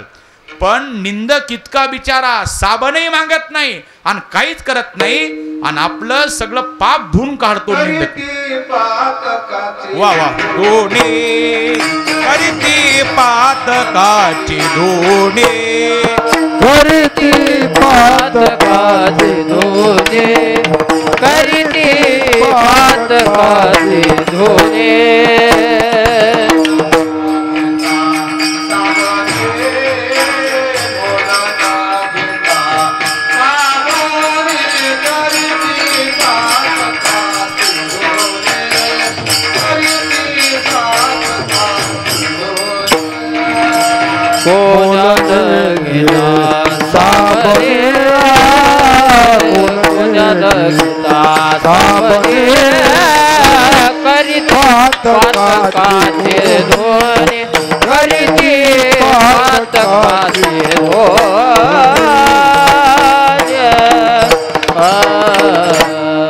करती पातकाची धुनी मोल न घेता साबणी. जर कपडे धुवायला दिले तर कुणी साबण घेईल, पण निंदक साबणे घेत नाही, पाणी घेत नाही, काहीच घेत नाही. पण आपली निंदा त्याच्या जी बरं का, निंदीला काही काही ठिकाणी संतांनी साधू मुनी विष्टा म्हटले. विष्टा हा दृष्टांत खालच्या दर्जाचे पण सांग नाही पागे बरं का. निंदेला विष्टा म्हटलं. विष्टा आणि विष्टा ज्यावेळेस एखादं लेकरू विष्टा बघा, आई इतकं जगात कोणी प्रेम करत नाही बघा. आई वडिला इतकं जगात कोणीच प्रेम करत नाही. हे जरी खरं असतं पण बाळाची विष्टा काढताना आई काय करते? हाताना नाही काढत, काहीतरी तुकडा घेते, एखादा पत्रा घेते, कागद घेते, पुठ्ठा घेते. किती आईचं बाळावर प्रेम असलं तर आई बाळाची विष्टा काढताना कागदानं काहीतरी तुकड्यानं काढते. पण निंदक इतका महान आहे, जिभेद्वारा आपलं सगळं पाप धुवून काढतो. आणखी काय त्यानं विचारानं करायला पाहिजे आपल्याकरता? याच्यापेक्षा काय करायला पाहिजे? म्हणून एकनाथ महाराज म्हणतात, निंदक माझा गुरु आणि एका जनार्दनाऊनी थोरू. म्हणून बरं का, ही निंदा आपली जरूर झाली पाहिजे, पण आपण कुणाची निंदा करू नये. परउपकारे नेणे पर निंदा बरं का. नाहीतर कौरव पांडव दोनों भाई, एक सच्चा एक झूठा. सच्चा तो बैकुंठ बेटा, झूठा नरक में बैठा. सच्ची बात कबीर जी की, निंदा मत करना किसकी. हे बघा कबीर महाराज, हे काय मनानं फपाऱ्या मारत नाही तुम्हाला मी. विठ्ठल विठ्ठल विठ्ठल विठ्ठल विठ्ठल. कौरवांनी निंदा केली, परिणाम नरकात जावं लागलं. पांडवांना देवाची स्तुती केली. कौरव पांडव दोनों भाई, एक सच्चा एक झूठा. सच्चा तो वैकुंठ बेठा, धर्मराज वैकुंठाला गेले. सच्चा तो वैकुंठ बेटा, झूठा नरक में बैठा. सच्ची बात कबीर जी की, निंदा मत करना. म्हणून परनिंदा परस्त्रिया सदा बहिणी माया. आपल्या आईच्या वयाच्या नाही का स्त्रीला आई मानणं, बहिणीच्या वयाच्या बहीण मानणं नाही काही. म्हणून याला म्हणतात नेने परनिंदा परस्त्रिया सदा बहिणी माया. माया म्हणजे एकमेकाचं एकमेकाविषयी जीवापाड प्रेम असतं. म्हणून घर में माई, गोठे में गाई, खेत में भाई, उसकी क्या देखना कमाई. नाही का. या उलट घर में साला, गोठे में हेला और खेत में नाला, उसका कभी न होगा भला. नाहीतर विचार करा, भावाचं भावावर जीवापाड प्रेम असावं याला माया म्हणतात. आणि मायबापाला काहीच करायचं नाही. मायबापाला इतकंच महत्व आहे. मुलांचं भावांचं भावावरचं जीवापाड प्रेम बघितलं की मायबाप बिना औषध गोळ्याचे 10 वर्ष जगतात. आणि भावाच्या दररोजच्या कटकटी बघितल्या की जगाचा कायमचा निरोप घेतात. म्हणून याला म्हणतात नाही का, खेत में भाई, घर में माई, गोठे में गाई, उसकी क्या देखना कमाई. भावाचं भावावर जीव. आणि आज या गोष्टीची नितांत गरज आहे. आज आपल्या देशातली अखंडता टिकवायची असेल तर आधी आमच्या महाराष्ट्रात एकता असली पाहिजे. महाराष्ट्रातली एकी टिकायची असेल तर आधी आमच्या जिल्ह्यात एकता असली पाहिजे. जिल्ह्यातली एकी टिकायची असेल तर आधी आमच्या तालुक्यात एकता असली पाहिजे. तालुक्यातली एकी टिकायची असेल तर आधी आमच्या गावात एकता असली पाहिजे. गावातली एकी टिकायची असेल तर आधी आमच्या घरात एकता असली पाहिजे. घरातली एकी टिकायची असेल तर बंधूचं बंधूवर प्रेम असतं पाहिजे. आणि ते कसं असावं याकरता रामायणच ऐकलं पाहिजे बघा. नाहीतर रामायणातील पात्रांचा विचार करा. सख्य नाही सावत्र भाऊ आहेत. राम कौशल्येचा, लक्ष्मण सुमित्रेचा आणि भरत कैकेयीचा. पण सावत्र बंधूसाठी सख्या मातेचा धिक्कार केला, त्याचं नाव आहे भरत. आणि या बंधू प्रेमाची आज नितांत गरज आहे दादा. म्हणून आम्ही रामायण सांगतो. आमच्या महिपती बाबाचे तिन्ही मुलं राम, लक्ष्मण, भरत, शत्रुघ्नासारखे ते रामायण वागतात. आम्ही फक्त रामायण सांगतो बघा. याला म्हणावं भावाचं भावावर जीवापाड प्रेम असावं. आणि आज या गोष्टीची नितांत गरज आहो. नाहीतर मी नेहमी सांगत असतो बघा, ज्याला परमार्थातलं राजकारणातलं काहीच माहीत नाही ते पण बढाया मारतं. धनंजय मुंडे साहेबानं आणि पंकजाताईनं एकत्र आलं पाहिजेत. उद्धव ठाकरे साहेबानं आणि राज ठाकरे साहेबानं एकत्र आलं पाहिजेत. अजित दादानं आणि सुप्रिया ताईनं एकत्र आलं पाहिजेत. पण त्यांच्या अगोदर तुमच्या माझ्या बापानं चुलत्यानं एका जागी आलं पाहिजेत. मी या मताचा आहे. आज हे खरं महत्वाचं आहे बघा. आज आपण नाही का, आज या गोष्टीची नितांत गरज आहे. नाहीतर बरं का, दोन भावाचं चांगले ते एकत आहेत, आपण कधी ऐकणार. सक्के भाऊ असताना एकमेकाच्या दारासमोर पण तोंड पाहत नाहीत, किती शोकांतिक आहे. नाहीतर विचार करण्यासारखे बघा. दोन भावाचं चांगलं चाललेलं दिसलं आणि प्रगती दिसली हे कावळ्याच्या जातीचे गावगाव टपून येत. कावळे का? जखम तिथं टोच मारणार कावळ्याची जात. तसं दोन भावाचं चांगलं चाललेलं दिसलं आणि प्रगती दिसली तो कावळा टपून ये. तो 27 वर्षाचा भाऊ ऊसामध्ये दारे धरतो आणि हा कावळा बिना आमंत्रणाचा मोटरसायकलवर जातो. बांधावर गाडी उभी करतो आणि बाहेरूनच हाक मारतो, बाहेर ये रे. 27 वर्षाचा भाऊ ऊसातून बाहेर आला आणि हा कावळा त्याला म्हणाला, गडी आहे का त्याचा? तू कुणाचा? तुझ्या भावाचा. म्हणजे आरते तालुकाभर तिकडं परळीनं शर्टिंग करत फिरता आणि तू इथे उसात दारे धरतो. अरे घ्या उद्या अर्धा अर्ध वाटून. कोण? कावळा. पण त्याच वेळेला मोठ्या भावाची जाणीव ठेवणारा लहान भाऊ असेल तर रागानं लाल होईल.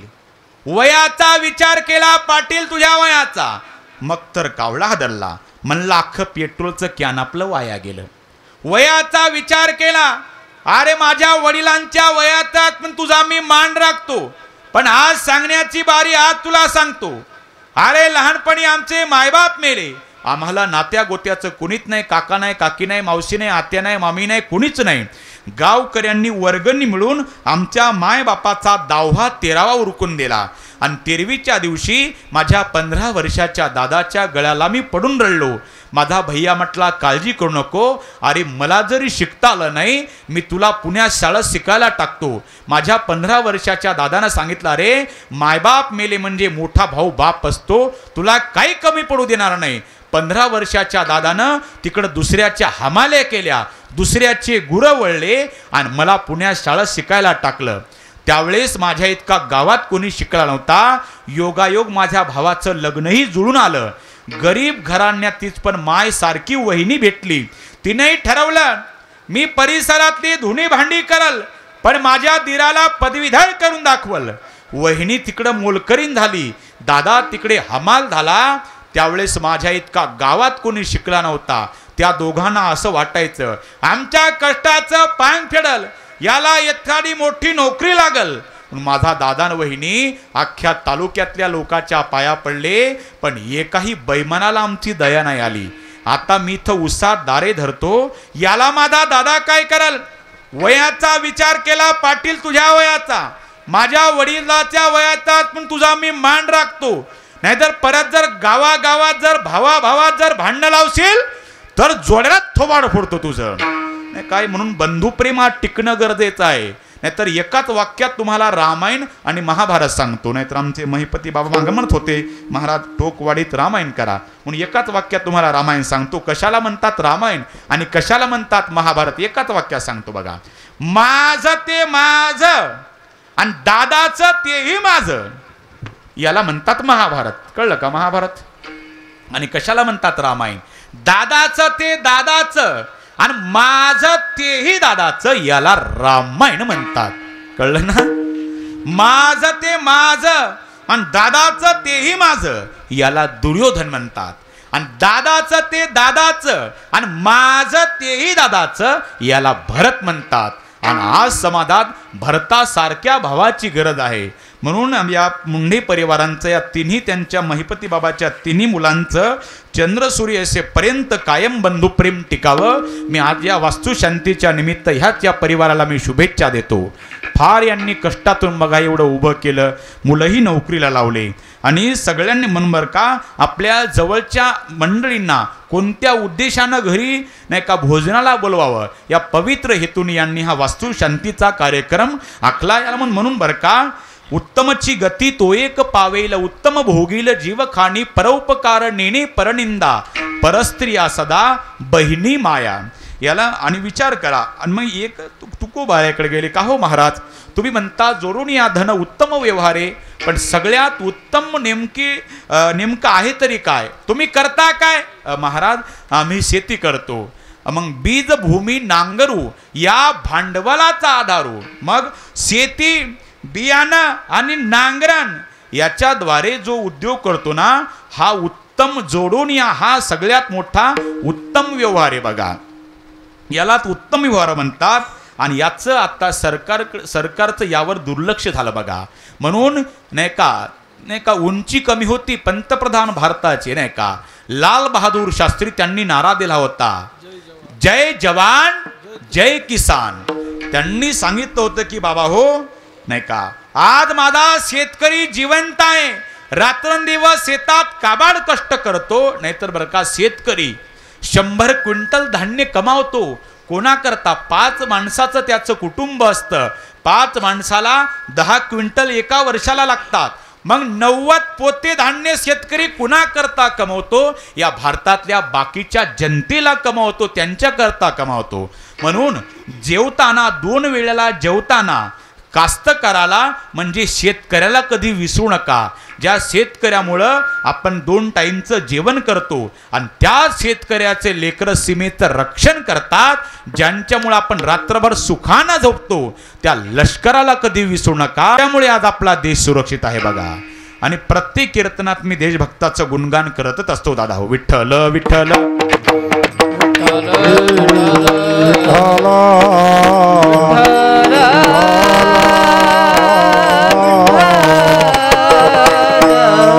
नाहीतर तुम्ही मोठी फॅक्टरी टाका, ती लोखंडाची फॅक्टरी बघा, 1 किलोचं लोखंड असतं.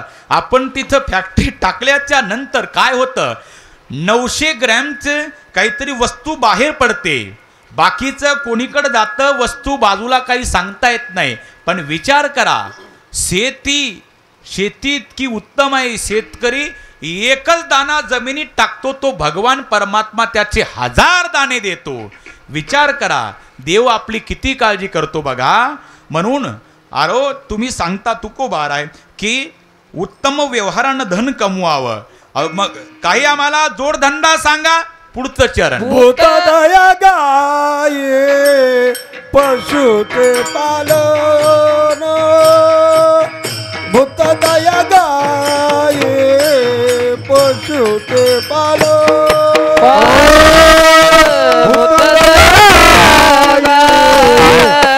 पशुचे पालन, भूतदया गाये पशुचे भूतदया गाये पशु ते पालन, भूतदया गाये पशु ते पालन,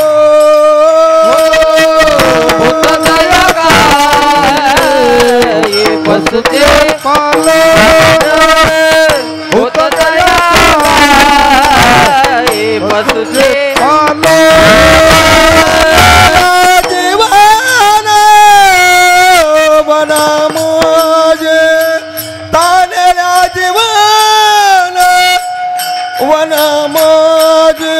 उत्तम चिगती तो एक पालेला, उत्तम चिगती तो एक पाले,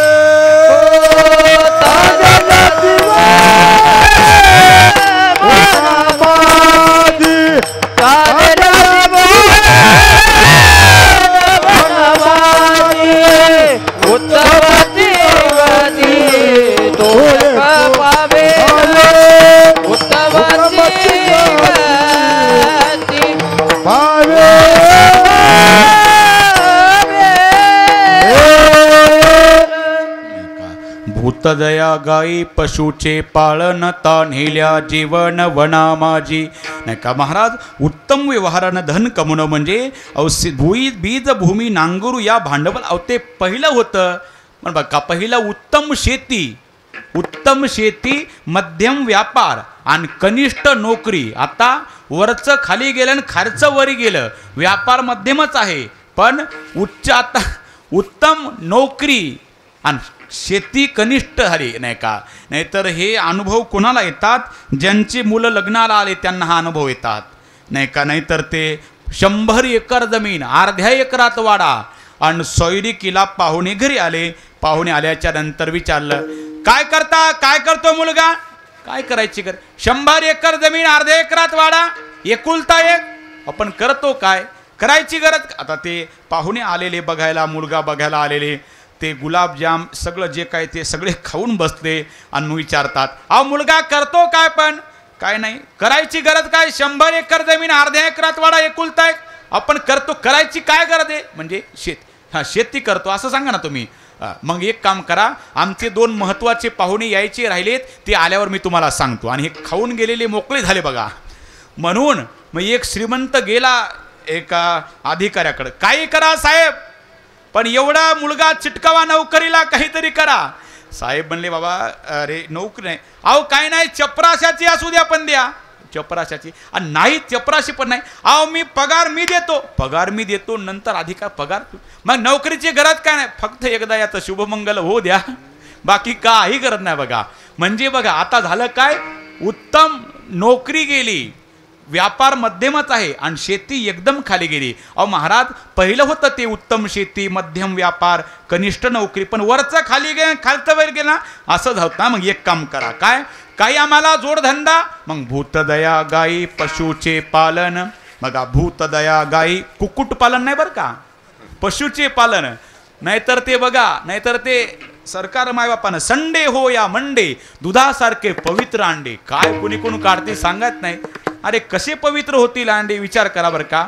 नाहीतर काही बरं का अंड हे शाकाहारी म्हणतात. मला तर वाटतं त्यांना साष्टांग दंडवत घालावं बरं का. दुधाची आणि अंड्याची बरोबरी कशी होईल महाराज. अहो वात्सल्यातून जन्म होतो तो गाईच्या दुधाचा, आणि वासरेतून जन्म होतो तो अंड्याचा. बरोबर आहे का नाही. विचार करा, दोन्हीचं जमीन आसमार. कोंबड्याच्या आणि कोंबडीच्या वासरेतून जन्म होतो तो अंड्याचा, आणि गाईच्या आणि वासराच्या वात्सल्यातून जन्म होतो तो दुधाचा. माऊलीची ओवी, तानेल्याचे लागता झटे, तेने अधिकची पाना फुटे, रोषे प्रेम दुनवटे पढ्यंत याचे. बघा जसं वासरू गाईला सोडलं, ते दूध पितं कासेला, दूध संपल्याच्या नंतर ते झटके मारतं गाईला, उचलतं, ती गाय अधिक पाना सोडते बरं का. तसं गाईच्या आणि वासराच्या वात्सल्यातून जन्म होतो तो दुधाचा, आणि कोंबड्याच्या आणि कोंबडीच्या वासनेतून जन्म होतो तो अंड्याचा. मग ते पवित्र कसं होईल अंड. काय माणसं नाही बघा. नाही जर अंड जर पवित्र असतं तर माऊलींना ज्ञानेश्वरीत लिहावं लागलं असतं, पाहे पांड पवित्र आणि गोड, लिहावं लागलं असतं ज्ञानेश्वरीमध्ये. म्हणून आता हे काही काढलं, संडे हो या मंडे, दुधा शाळेत देतात लेकराला, अवघडे महाराज. ही मोठी शोकांतिक आहे बघा, विचार करण्यासारखी. अरे गाईचं दूध आईच्या दुधापेक्षा श्रेष्ठ आहे बघा. म्हणून गाईच्या दुधात आणि आईच्या दुधात काय फरक आहे. गाईचं दूध जीवनाला उपयोगी ठरतं, गाईचं दूध जीवनाला उपयोगी ठरवतं, पण माईचं दूध जीवन जगायचं हे कसं शिकवतं. बरोबर आहे का नाही. आईचं दूध हे जीवन कसं जगायला शिकवतं, आणि जीवन कसं आपलं व्हावं हे गाईचं दूध शिकवतं. म्हणून भूतदया गाई, कुक्कुटपालन नाही, भूतदया गाई पशुचे पालन. आणि तान्हेल्या जीवन वना माझी, तान्हेल्याला पाणी पाजणं, भुकेल्याला अन्न देणं हे सर्वात मोठं पुण्य आहे बरं का. एक आता वास्तुशांतीचा दिवस आहे बरं का. वास्तुशांतीचा दिवस होता, आणि मग ते पाहुणे मंडळीला भेटायला, पाहुणे मंडळी दिवसभर भेटायला यायचे. सगळे पाहुणे राहुणे आप्तेष्ट मंडळी सगळे जेवून गेले. पण सायंकाळी 6:30 वाजता एक पांढरी शुभ्र कार आली. तर वास्तुशांतीचाच कार्यक्रम, हे उदाहरण सांगतो. आणि मग ते वास्तुशांतीच्या दिवशी 6:30ला एक दारामध्ये पांढरी शुभ्र कार आली. घरमालक बघत होता, आता हे एवढ्या उशिरा कोणाला असेल पाहुणा. आणि मग बघत होता घरमालक, बघितल्याच्या नंतर ड्रायव्हर खाली उतरला, त्यानं मागचं ते गेट उघडलं, आणि मागच्या त्या कारमधून एक पांढऱ्या शुभ्र कपड्यात धोतरातला, पांढरी ऐनक गांधीजीसारखी, काळी टोपी, काळा कोट, एक मारवाडी समाजाचा शेठजी त्या उतरवलं ड्रायव्हरनं खाली. बघितलं त्या घरमालकानं, बापरे हा तर माझा अन्नदाता आहे, याच्या कामाला मी किती दिवस होतो, आज माझा अन्नदाता आला. आणि मग त्या घरमालकानं शेठजीला साष्टांग दंडवत घातला. शेठजी, मी अपेक्षा केली नव्हती की तुम्ही माझ्यासारख्या गरिबाच्या वास्तुशांतीला उपस्थिती लावसाल. मी पत्रिका दिली होती तुम्हाला, तुम्ही फोनवून मला धन्यवाद द्यायचा, इथपर्यंत तुम्ही यायची गरज नव्हती. शेठजीच्या डोळ्याला धारा लागल्या. त्याचं ते ऐश्वर्य बंगला बघितला आणि शेठजीच्या डोळ्याला धारला. शेठजी म्हणला, बाबा अरे तुझा भूतकाळ मी बघितला, काही खायला भेटत नव्हतं, तू माझ्या शेतात काम करायचा. माझी माय मला म्हणते, अरे ते गरिबाचं लेकरू त्याला एखादा धोतर पांघराला ने, काहीतरी त्याला खायला ने. माझ्या अण्णावर बाबा तू जीवन जगलं, तुझ्यासारखा इमानदार व्यक्ती आणखी माझ्या कमाला गडी भेटला नाही बाबा. तू फार मोठ्या कष्टानं कमवलं, पण तुझ्या या वास्तुशांतीच्या कार्यक्रमाला आलो, फार मोठं कष्टानं कमवलं बाबा. शेठजी काही नाही, हे माझं काहीच नाही शेठजी. माझे मुलं होतकरू निघले, मी माझ्या मुलांना शिकवलं, त्यांना नोकरी लागली आणि त्यांच्या कष्टानं ही बिल्डिंग उभं केली शेठजी. हे माझं काहीच नाही. आणि मग मुलं आले, मुलांना बोलवलं त्या घरमालकानं, इकडे या रे बाबा, इकडे या, हा माझा अन्नदाता आहे. यांच्या शेतात मी राबराब कष्ट करायचो, यांच्या आईनं पुढच्या मुलासारखं मला सांभाळलं, पडा यांच्या पाया. शेठजीच्या मुलं पाया पडले आणि पाया पडल्याच्या नंतर शेठजीनं सांगितलं, अरे बाबा तुझ्या बापाचा मी भूतकाळ बघितला, काही भेटत नव्हतं खायला, दिवसभर काबाड कष्ट करायचा, इमानदार तुझ्या बापासारखा इमानदार गडी मला आणखी माझ्या कामाला भेटला नाही. तुम्ही बाळांनो, तुम्ही फार मोठ्यानं कष्टानं तुम्ही कमवलं, तुम्हाला बापांनी नोकरी लावली, त्याला तुम्ही फुलासारखं सांभाळा. मुलांच्या डोळ्याला धारा लागल्या. मुलं म्हणले, शेठजी हे आमचं काहीच नाही, हे फक्त आमच्या बापाची पुण्याई आहे. वाढवी महत्व वडिलाचे, वाढवी महत्व वडिलाचे, शांती रूपी नो हे कोणाचा वाईट, हे कोणाचा वाईट, शांती रूपी नो हे कोणाचा वाईट, कोणाचा वाईट, वाढवी महत्व वडिलाचे,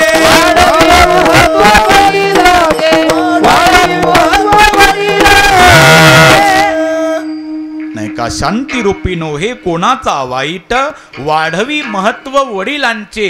मुलं म्हणतात हे आमची बापाची पुण्याई आहे, आणि बाप म्हणतो हे माझ्या मुलाची कर्तबगारी आहे. याला म्हणतात वाढवी महत्व वडिलाचे. अहो महाराज, एवढं तुम्ही सांगितलं, जोडून या धम उत्तम व्यवहारे, एवढं तुम्ही सांगितलं, पण याचं फळ काय? तुका म्हणे, नाही का, तुका म्हणे हेती आश्रमाची फळ, तुका म्हणे हेती आश्रमाची फळ, तुका म्हणे आश्रमाची फळ, तुका म्हणे आश्रमाची फळ, ब्रह्मपद बळ वैराग्याचे, ब्रह्मपद बळ वैराग्याचे, उत्तमची गती तो एक पावेल, उत्तमची गती तो एक पावेल,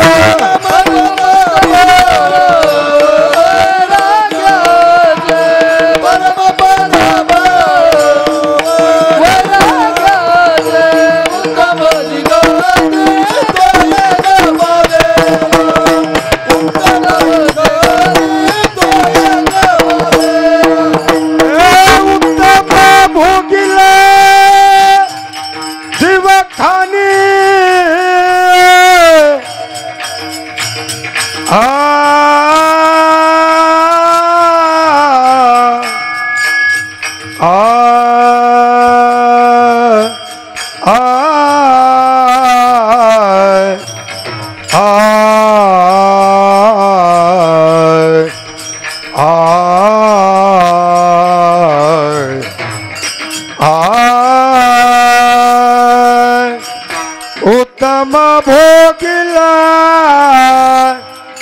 जीवखानी, जीवखानी, जीवखानी,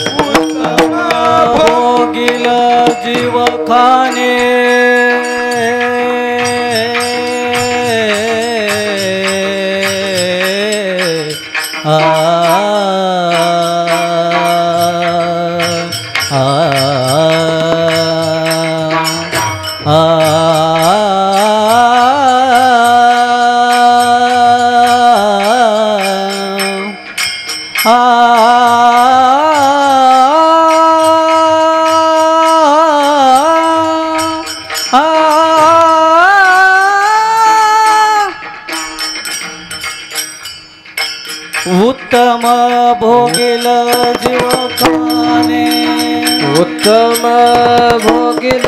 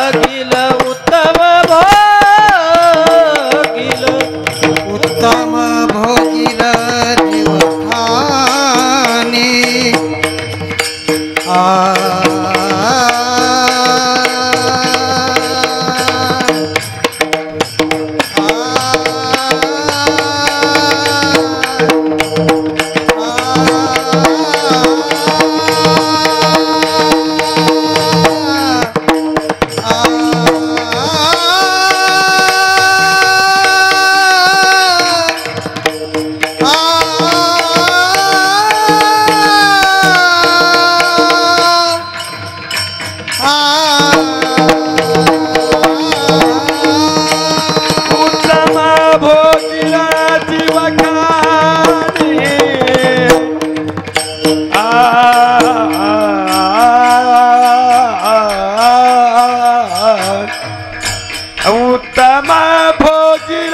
जीवखानी उत्तम भोगिला जीवखानी उत्तम भोगिला जीवखानी जीवखानी भोगिलो जीवखानी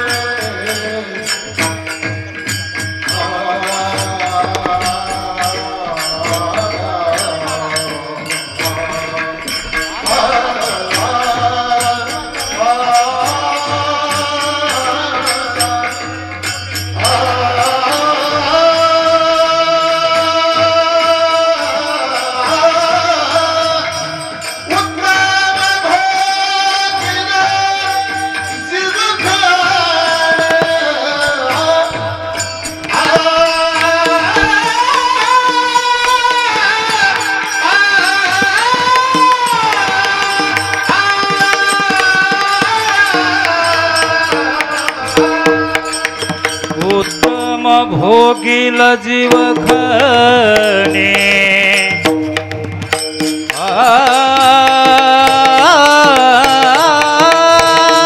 म्हणे हेची आश्रमाचे फळ परमपद बळ वैराग्याचे हेची आश्रमाचे फळ म्हणजे जोडून या धन उत्तम व्यवहारे नाही का.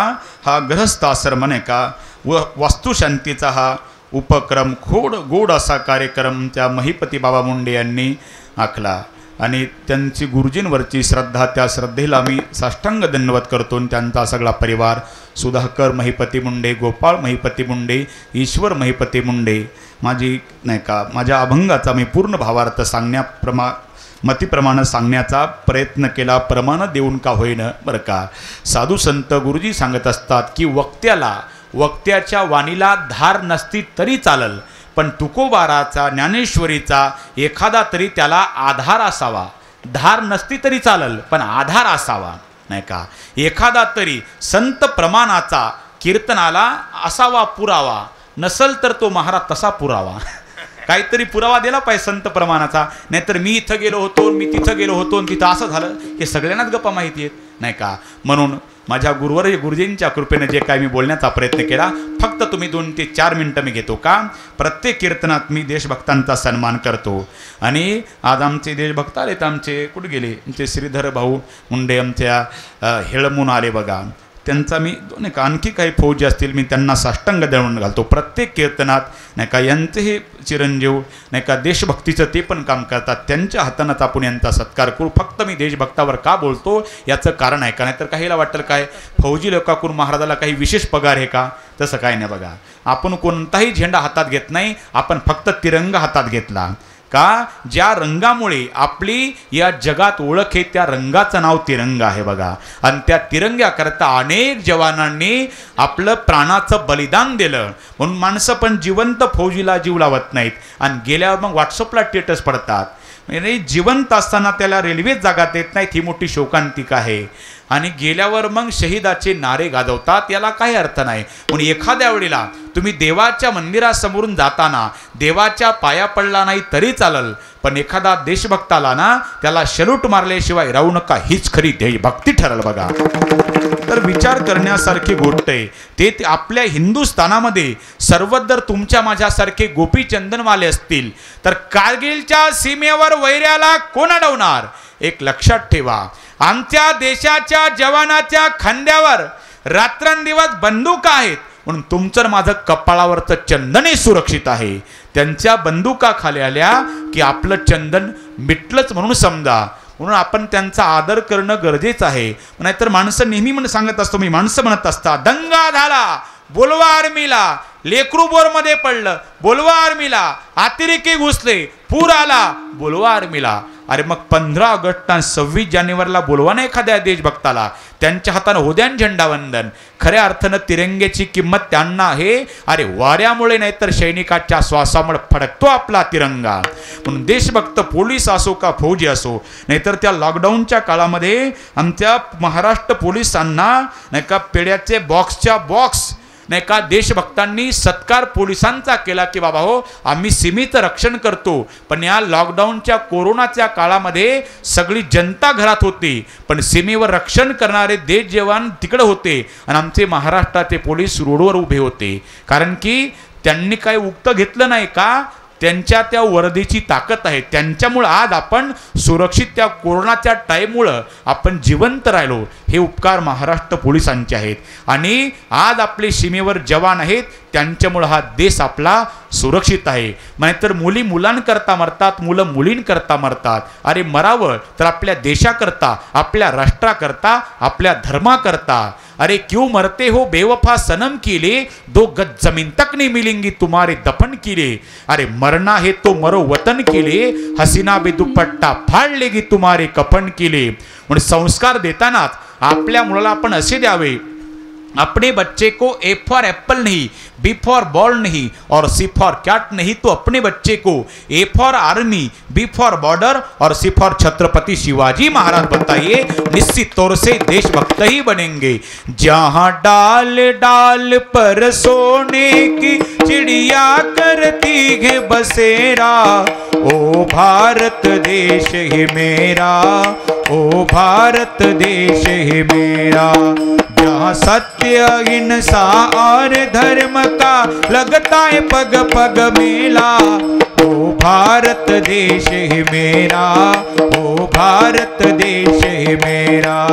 ये धरती वो जहाँ ऋषि मुनि जपते प्रभु नाम की माला, जहाँ हर बालक एक मोहन है और राधा एक एक बाला, और राधा एक एक बाला. जहाँ सूरज सबसे पहले आकर डाले अपना डेरा, ओ भारत देश है मेरा, ओ भारत देश है मेरा. भारत माता की असो. आमच्या श्रीधर भाऊंचा हात हार घालून सत्कार करतो. उभे राहा. आमच्या महिपती बाबांच्या हातारी उभा राहा.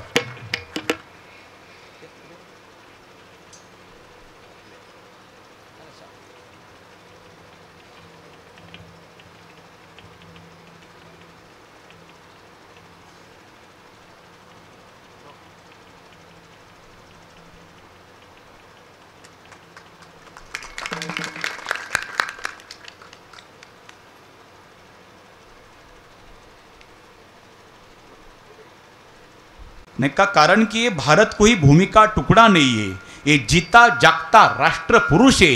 ये वंदन की धरती है, ये अभिनंदन की धरती है, ये अर्पण की भूमि है, ये तर्पण की भूमि है।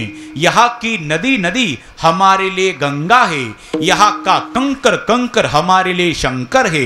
हम जिएंगे तो इस भारत के लिए और मरेंगे तो इस भारत के लिए, और मरने के बाद भी गंगा जल में हमारे बहती हुए अस्थियों को कोई कान लगा कर सुनेगा तो एक ही आवाज आएगी, भारत माता की जय।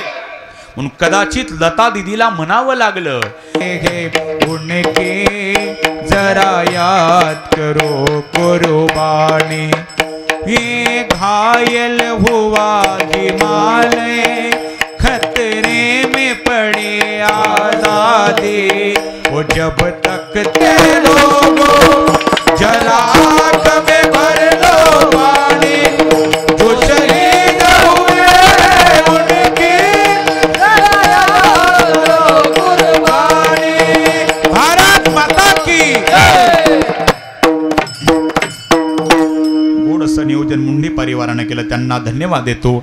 आणि या कीर्तनाला साथ करणारे आमचे बाप्पा असतील, आमचे रानबा बाबा असतील, सगळे आमचे आदरणीय ज्येष्ठ शिष्ट मंडळी, रामदेव महाराज आपले सगळे विगते बाबा असतील, आमचे मृदंगाचार्य कराड महाराज असतील, आणि कीर्तनाला उपस्थित असलेले सगळे पाहुणे मंडळी असतील, परिवारावर नितांत प्रेम करणारे काही मित्रमंडळी असतील, ते श्रीधर भाऊ असतील, इकडे आमचे गणेश भाऊ कराड, माझ्यासोबत आलेले आमचे परममित्र शिवम भाऊ मोरे असतील, ऋषिकेश भाऊ पवार असतील, सगळे तुम्ही धन्यवादाला पात्र आहात। सगळ्यांचे नावं जरी माहिती नसते तरी सर्व तुम्ही मला पांडुरंगाच्या स्वरूपात झालेली सेवा भगवंताच्या चरणी समर्पित करतो। आमच्या महिपुते बाबा नाही का यांनी पार भक्तीचं टोक गाठलं, म्हणून तुमच्या गावाचं नाव कदाचित टोकवाडी बरं का, म्हणून खऱ्या अर्थानं अशी त्यांच्याकडून देवाची देशाची साधू संताची सेवा घडावी आणि त्यांच्या सगळ्या परिवाराला मी धन्यवाद देतो। आमचं गोड साऊंड सिस्टीम मंडप डेकोरेशन असतील, आमचे यूट्यूबला शूटिंग करणारे आमचे परममित्र श्रीनाथ भाऊ मुंडे असतील, त्यांचं संत भगवान बाबा यूट्यूब चॅनल, या चॅनलला तुम्ही सबस्क्राईब करा। हे कीर्तन आणखी परमार्थिक कीर्तन तुम्हाला ऐकायला भेटतील, त्यांनाही धन्यवाद देतो। जे धन्यवाद राहिले असतील त्यांनाही धन्यवाद देतो। झालेली सेवा माझे गुरुवारी वेदांताचार्य अर्जुनजी महाराज लाडगुरुजी, परमपूजनीय शंकरजी महाराज पांचाळ गुरुजी आणि गुरुवारी रामायणाचार्य रामरावजी महाराज ढोक यांच्या चरणी सेवा समर्पित करतो। जितनी मेहरबानियाँ आप लोगों ने मुझ पर की उतनी तो मेरी औकात नहीं, कृपा है ज्ञानेश्वर महाराज की, वर्मी मुझ में ऐसी कोई बात नहीं। विठ्ठल जय जय विठ्ठल, जय विठ्ठल, जय जय विठ्ठल।